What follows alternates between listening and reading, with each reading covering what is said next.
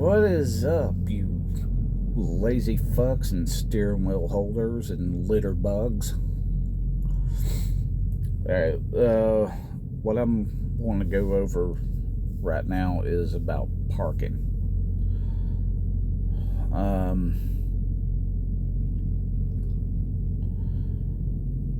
Now, everybody at one point or another has had to be creative or improvise on parking.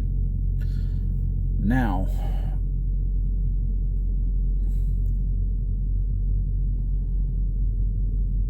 there's a reason behind this, and I always check with the staff where I'm parking at if I'm okay right there. And also, since I have experience driving, maneuvering around tight corners and crap, I also use my own due diligence on if I'm doing how it's going to corrupt the flow of that property where I'm at, if I'm having to improvise on parking. So, now, if it borderlines it, I'm not going to close my curtains and call it a night and go ahead and bed down for 10 hours.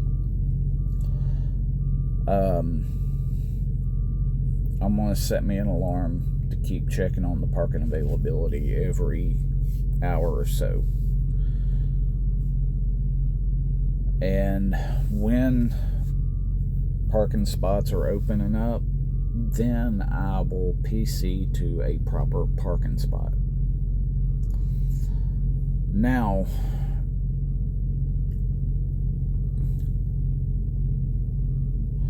a lot of people don't have that ability, like Stevens Transport, but at least ELD crawl to a proper parking spot. Now, and also another thing too, if you end up in that place at midnight and the parking starts opening up around 4, you will still get sufficient amount of sleep before you have to start your clock again.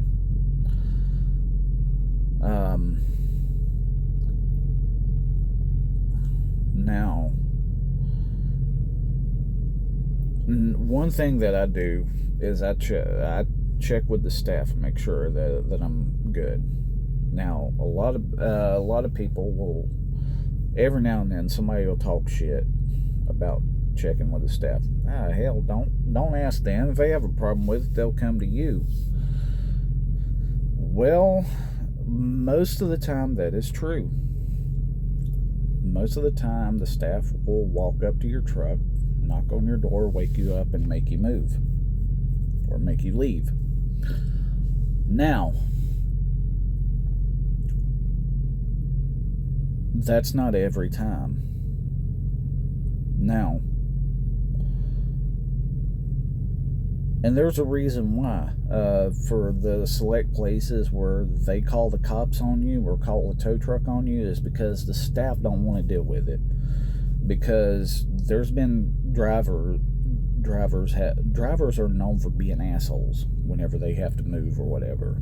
And it's human nature. Whenever something is a major inconvenience on you, something that will fuck your career up, like an HOS violation, yeah, people ain't gonna be happy about it. So,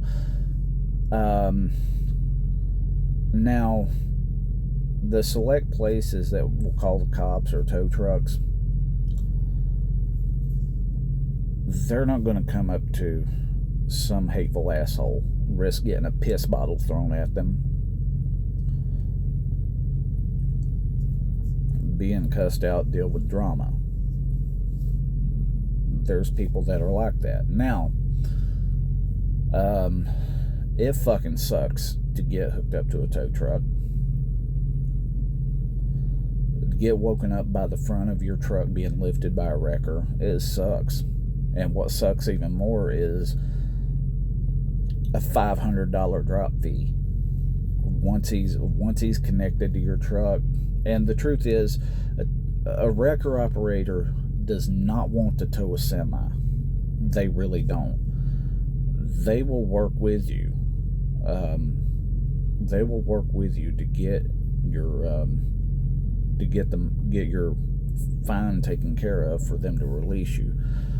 Because to tow a semi, there is a lot of shit, a lot of steps that they have to go through that they just don't want to.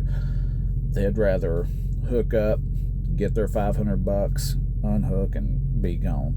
They don't want to lock your steering. They don't want to tie your axle down. They don't want to cage any brakes. They don't want to hook up any lights. It's more trouble than it's worth. And if they do have to follow through with towing it, then yeah, that $500 fine is long gone now. You're going to have to pay the impound fees, which is going to be more than $1,000. So, and that's why it's in your best interest to check with the staff. And if you still disagree with me or anything, yeah, don't shit on people who will check with the staff. They're doing their due diligence. They're looking out for their own best interest. Just because you don't want to, or you think it's in your best interest to not ask. Because yeah, I can understand a lot of that. I'd rather ask forgiveness than permission. But me personally, I would rather not ask for forgiveness if that's going to cost me more than $500. So now, if law enforcement gets involved, now this is where it becomes a problem, because regardless of what the staff says, if the staff says it's okay, you've done your due diligence, and you are completely out of the way of everybody, now technically, anybody who is not in a proper parking spot is parked illegally. You get that one asshole that's causing a problem for everybody, that causing a problem, blocking a way for people to get through. Now, that one asshole that the staff calls the cops on, if the cops get involved, it ain't just that one asshole that they're going to deal with. And that asshole who is wrong, everybody who's not in a proper parking spot is wrong legally also. So the cops are not there to enforce what the staff wants. They're not there to enforce what they think is the right thing. They're there to enforce the law. So everybody who is improvised on parking is parked illegally.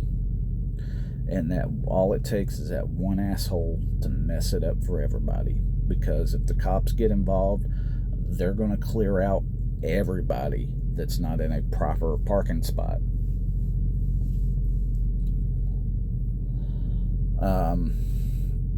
Also, another thing too that I check, if it's not at a Love's, because Love's is the only place where I don't have to worry about paying for parking. But there are some select pilots, TAs, that their reserve parking is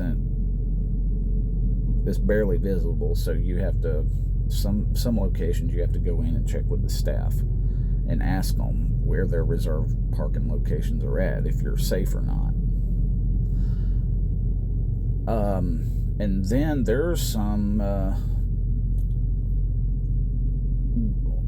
truck stops that aren't part of those big chains, the mom and pops places, and then the small 7-Elevens and a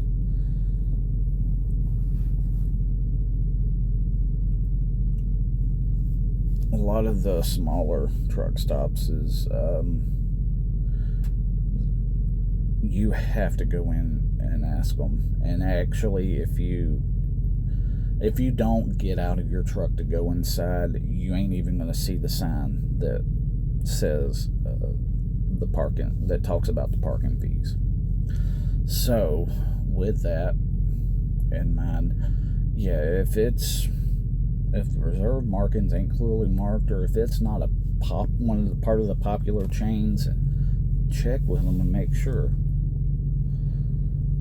In your own best interest. So, be safe out there. Don't be the asshole complicating it and ruining it for everybody. And don't drink the fish tank cleaner. Thanks.